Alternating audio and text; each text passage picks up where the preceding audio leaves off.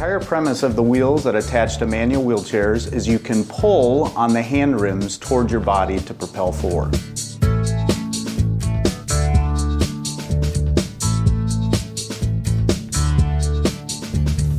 Hey, welcome back to Madison Noteworthy. My name is Christi Andringa of Andringa Productions, and we're super excited you're here to join us here today. I am here with Brad Reinke from Rowheels. Fabulous product. Something that when you hear about it, and I can't wait for you to hear about it, that you think, why didn't somebody think of this sooner? There's so many benefits to this, like start somewhere, tell me the top three. Right, so one big benefit is pushing, you only use 2 of your muscles. It makes me want to sit up even right, when I right. sit, yeah. But when you pull, you actually use 4 times the muscles versus 2 when you push. So already you're doing stuff that's healthier for your body, you're going to help reduce shoulder pain and repetitive stress injuries. Okay. The second thing you already mentioned, your posture. You're more upright when you're ready to pull versus push, because again, when you said you push, you're rounded and your shoulders are rounded. Yes. So when you pull, you naturally are here. So you're opening up your breathing. Sternum lifted. Yep, space. And your posture is much better. The third benefit is by this pulling motion, you're actually able to roll out 30% further in a single stroke. The wheels, so custom made. If I'm in a wheelchair and I'm watching this or hear about you, any wheelchair?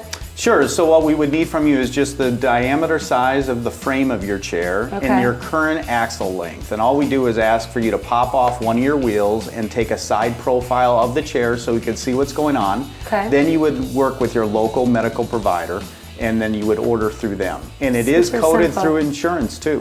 How big is your competition for something like this? There's nobody like this on the market. In fact, we have the patents, they've already been granted, so there's nobody that has this technology like us. Oh, fabulous. So how in the world did this, I mean, when we've talked about that, why wasn't this created earlier? There's a pretty cool story behind this. What happened? So one of the co-founders is a NASA engineer. He developed this technology, but our chairman and CEO had a sailing accident, and he found himself in a manual chair for 12 weeks. And 2 weeks into it, he found that he was having shoulder pain. So he Googled wheelchair shoulder pain, and up came Salim Nasser, the co-founder of the company, and he had this technology. So Remus Benavides, our current chairman, flew down to Florida, and they made a handshake agreement, and the rest is history as far as developing these wheels. And again, we're only selling the wheels that attach to most manual chairs. What is your definition of innovation? As an entrepreneur and somebody coming from the corporate world, when you meld all this together, give us your best definition. I would say my definition of innovation is something that's game-changing and disruptive to the business and the industry. And really, when we formed our venture capital company, that's the first thing we look for. We just didn't want to get into any products that didn't make a difference and make a change. So to us, the REV1 wheels are disruptive and they are game-changing, because really the only thing that's ever happened in the wheelchair business over the years is change of materials, lighter weight, but there's nothing significant. So we looked at this and said it really does make a game-changing difference to people. And that would be true of my definition for just innovation in general.